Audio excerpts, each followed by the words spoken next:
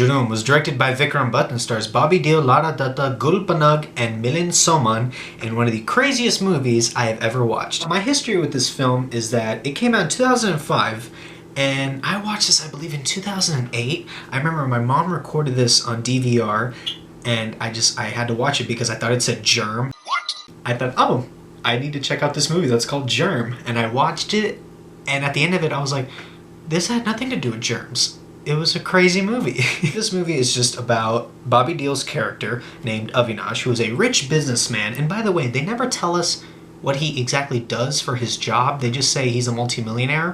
Whatever. He's a very famous businessman, and he meets Lara Dutta's character, Sanjana, and they end up getting married, and a bunch of twists and turns happen. The movie starts with a black screen, and it's an audio of Sanjana screaming how someone's gonna kill her, and let's just say Lara Dutta's performance in this is very loud. And I'm putting that very nicely because I think she's a great actress. It's just that in this, she yells a lot. And I'm pretty sure halfway through the movie, you kind of get tired of it. On the other hand, I think Avinash, Bobby Deol, I think the Deol family gets a little bit too much hate. I think Bobby Deol's a pretty decent actor. And in this, he actually didn't do a bad job. I actually think he was decent in this movie. But the script just made no sense to me. The screaming happens. Police enters the house the next day and they find Bobby Deol's character, Avinash, just passed out on the ground. And there's blood everywhere and they think he's dead, but he's actually awake. So they arrest him because they think, oh, you murdered your wife. So they're interrogating him back at the police station. But on the other side of the interrogation glass, these two cops are talking, and one cop's like, huh, this guy's decent. He's a great guy. What do you think, sir? He did it. I know he did. What? Like, what? Based on what? You don't know anything. And the cop's talking to him. He goes, look, we know you did it. Who else would kill your wife but you? Why would anybody want to hurt you or your wife? And I was like, isn't he like a very important multimillionaire businessman? I'm pretty sure there are some psychos out there that want to kill some dudes. That's just me. So they asked him to talk about, hey, how'd you meet your wife? How'd this whole thing start? So he talked about how he meets Sanjana. And so they met at a New Year's Eve party. He hugged her when the lights went out because he thought it was his best friend Sonia. Now we'll get to her in a little bit. He hugs her and then it's love at first sight, at least for him. He falls in love with her and he's dancing and singing to her. And by the way, the music in this movie, it's not bad. I actually really like the music in this. It's just that sometimes the tone of the songs don't really match the movie.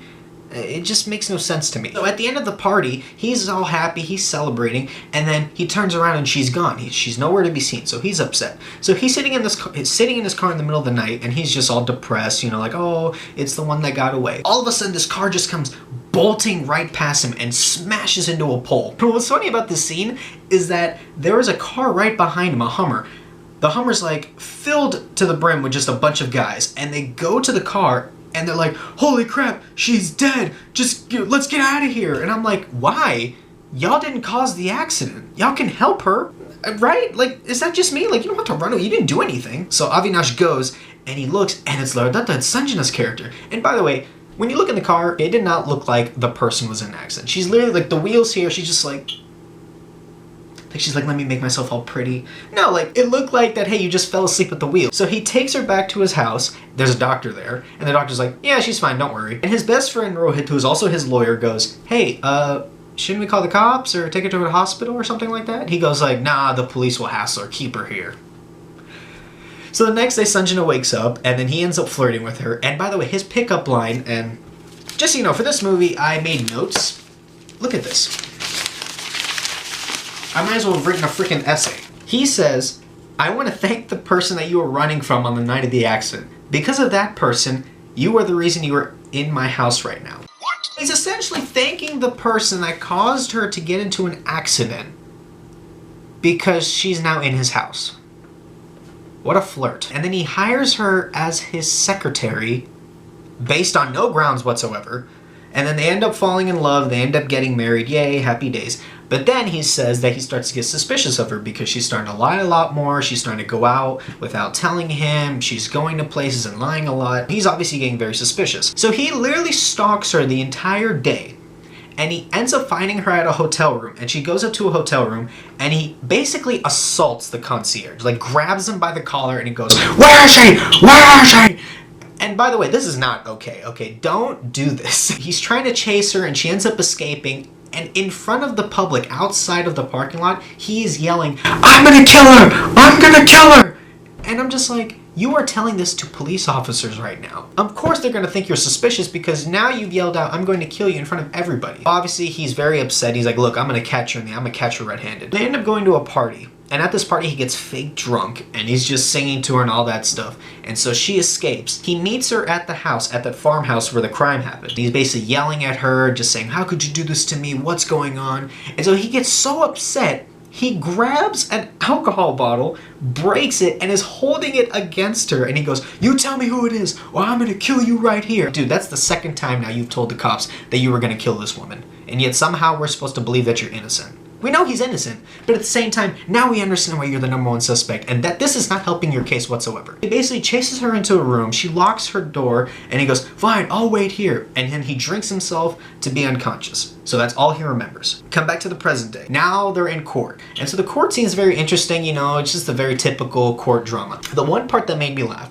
was that Rohit grabs the knife, you know, with the napkin, and he's like, he talks to the forensics guy in the witness box. He goes, hey, is this the knife that was used? And he goes, yes, that's the knife that was used. I used the fingerprints matched Avinash. He goes, okay, here, grab the knife. He proceeds to grab the knife barehanded, and he goes, yep, that was the knife. He hands it back to Rohit, and Rohit's like, see, look, now your fingerprints on it. Obviously, you killed her. And I'm just like, what kind of logic is that? That is blatant evidence tampering. They wouldn't allow that in court. Can you imagine a serious murder trial going on, and the freaking judge just grabs the knife, like, yep, that was the knife, and it's just like, the fingerprints are gone. Now there's nothing to match to him because it's all tampered. So anyways, Rohit is saying, hey, there's no way he's doing this. It's a whole conspiracy. And then all of a sudden, in the middle of the courtroom, Shakti Kapoor comes out, and he goes, I know who did it. Avinash did it. I was there. They bring him up to the witness box, like, yo, who are you? I'm Sanjana's uncle. Which, by the way, they just agreed to it.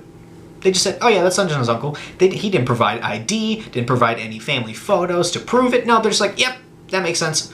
And he talks about how he had Sanjana when she was a kid, and he tried to force her into prostitution.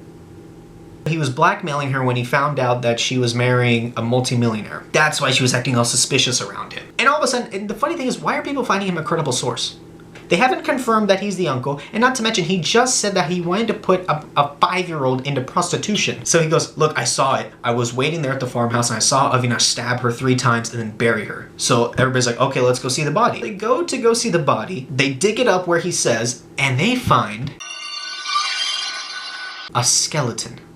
A skeleton. It has not been that long. It takes years for a body to decompose into full bones. Like, it looked like it came out of a museum. That's how skeleton-y it was. They find him guilty, he gets a life sentence, okay? It seems that all is over. So Rohit goes to him, they're talking, and then Avinash is like, hey man, you gotta get me out of here. No matter what, you need to get me out of here, but we need to devise a plan. So before the plan, Avinash hands over a power of attorney, he signs it, he goes, look, you're in charge of my business because I need to find the guy who killed my wife. The plan Rohit came up with is that he said, hey, here are a carton of cigarettes. Dump out all the nicotine, put it in a cup of water, mix it, and then drink it. It will simulate a heart attack. I don't know if that's true. I'm not gonna question it. It just seems wrong to me. I don't know why. He's having a heart attack, and then the cops take him to the hospital. He's in the ambulance, and then he proceeds to escape in the funniest way possible.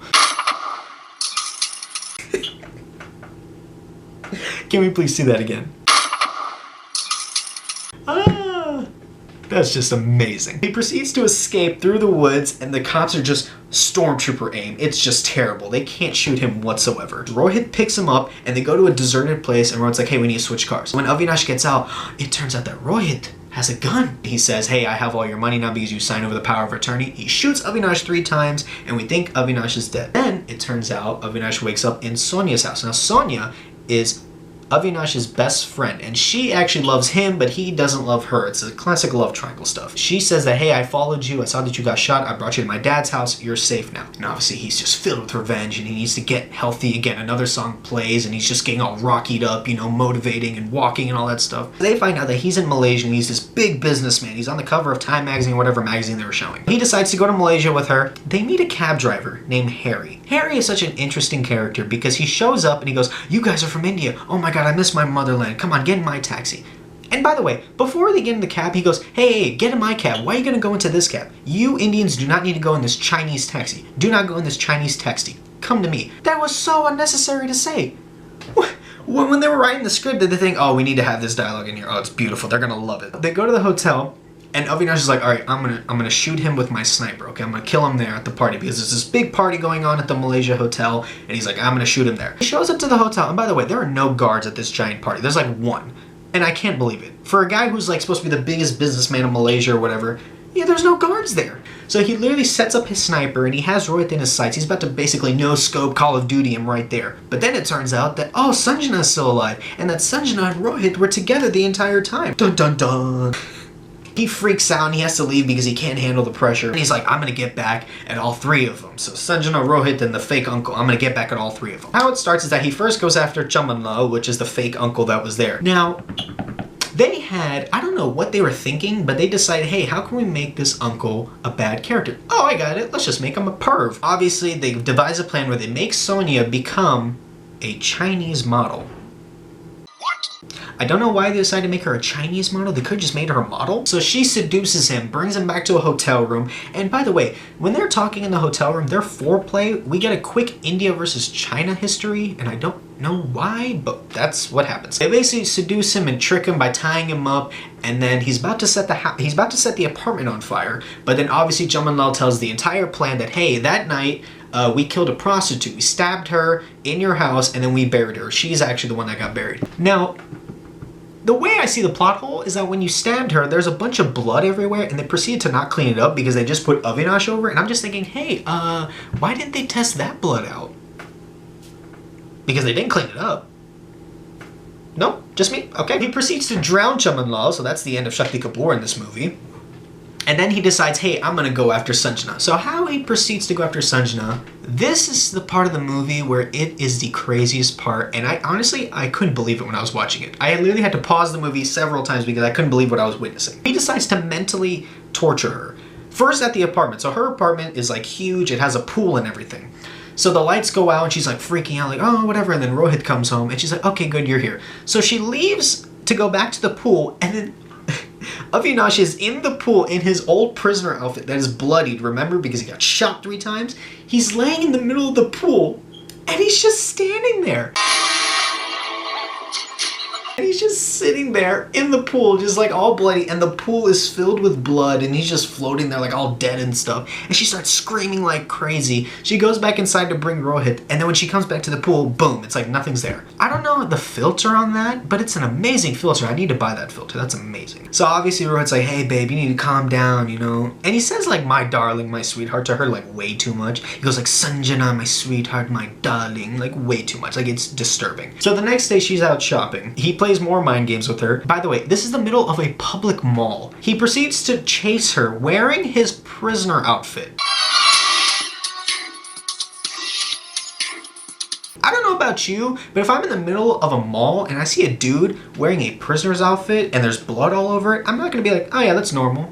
No, I'm gonna freak out. He's basically chasing her around in a prisoner's outfit, and I can't believe what's going on. She's freaking out. She goes back to Rohit, and Rohit's like, no, you need to stop. You're acting crazy, okay? Just calm down. He's dead. He's dead. The next phase of their plan is that they need to plant the seed in Sanjana's mind that Rohit is trying to kill her. So they get Harry, and mind you, I don't know why Harry is helping them. He's basically helping this whole plot because I don't know. I honestly don't know. It's a very useless character. So they say that, hey, Rohit is gonna kill you at the masquerade party that you're going to tonight. Everybody's wearing masks. He has a killer that he hired, and they're gonna stab you. At the party, everybody's wearing masks, and they're all there, and she just freaks out to the point where she just grabs a gun and just points it at everybody. And she's yelling at Rohit, and Rohit's like, what? She leaves the party, gets in a car, and as she's driving away, she realizes that Avinash is in the car. They have a talk on the bridge, and it looks like he shoots her. Cut to the next scene. Rohit's just drinking. He gets a call from Avinash saying, hey, come to the soccer stadium. So that's where the fight happens. That's where the big finale happens,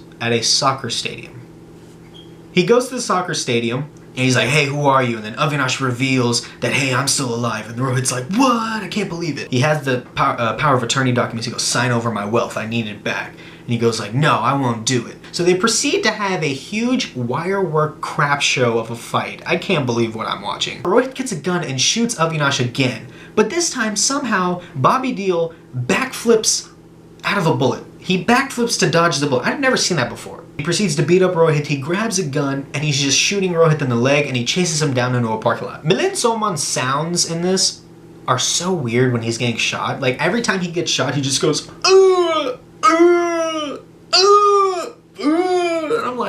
What is going on? He shoots Rohit, he's dead. Which, by the way, that's a plot hole. How do you get him to sign the power of attorney?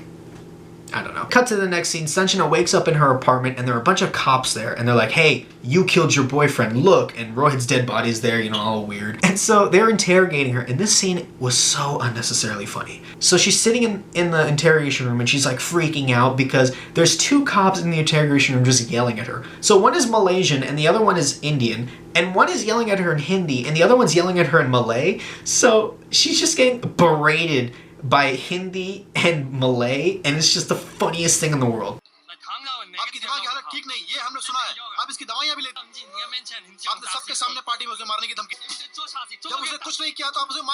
So she's in jail and Avinash shows up and says like his one-liners and stuff and leaves. And then the movie ends with Avinash and Sonia getting together. This movie was such a roller coaster. I cannot believe the stuff that happened in this. Oh my lord. Look, at the end of the day, yes, there's a lot of unnecessary stuff in this. Some of the characters are so weirdly written. The script itself is kind of but it's a very entertaining movie. I mean, you could sit down with friends and have a great time. Which is why I will give this movie a D+. Yes, it's a pretty terrible movie, but at the end of the day, it's pretty entertaining to watch. Guys, thanks so much for watching this video. If you like this video, please like, share, and subscribe. I'll see you next time.